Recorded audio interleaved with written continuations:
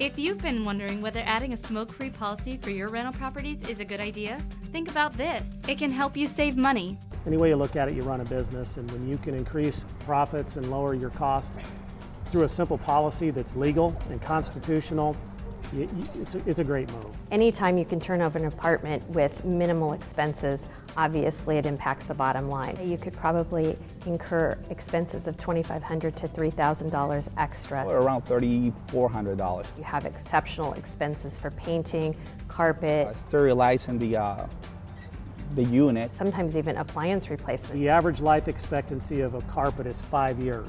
The average life expectancy of a carpet in a building that allows smoking is 3.2 years.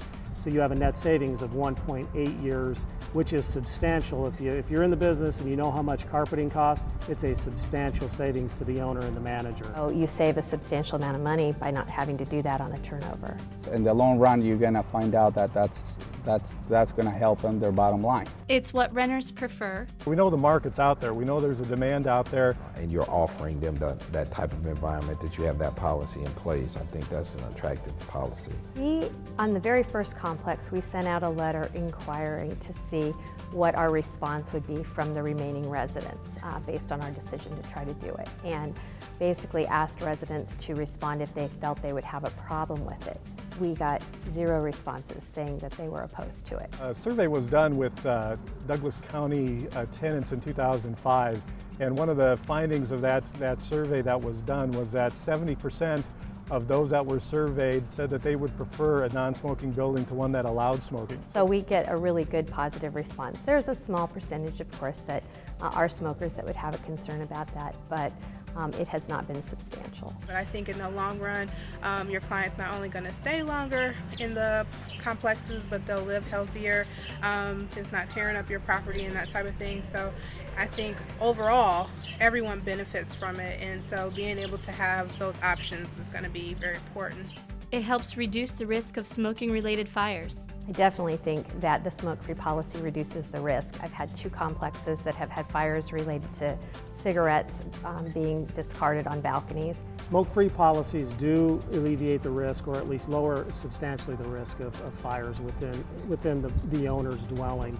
Not only does it prevent or could prevent a lot of damage, it also saves you a ton of money on premiums, because insurance companies really do like the fact that you have a smoke-free policy, because that eliminates a lot of their insurable risk. It may add value to your property. I think it would be more attractive in business, and even in business terms, if you offer a smoke-free environment. So that would be an incentive for them to do it. If a person is living in a home, if someone is living in an apartment, and the landlord or the owners decide we're going to be smoke-free, they know it makes good sense economically, no question about that, when they have to go back and refurbish.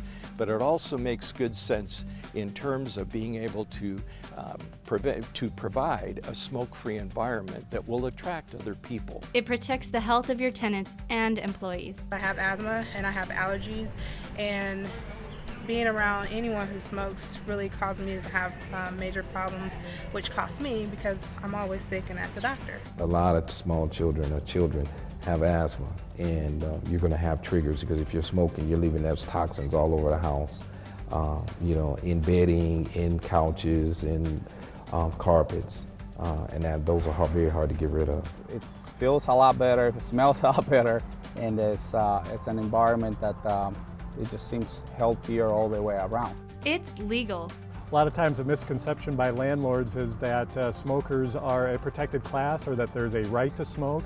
But that's not the case. There are no state, local, or federal laws that restrict in any way a landlord, owner, property manager, or a housing authority from implementing a smoke-free policy for their buildings, including all of their units. I am Vicki Young, president of MOTAC, the Metro Omaha Tobacco Action Coalition, which is a coalition comprised of various agencies and individuals that address tobacco-related issues here in the community. We encourage all property owners and landlords to visit the website rentsmokefree.org for free resources and other information.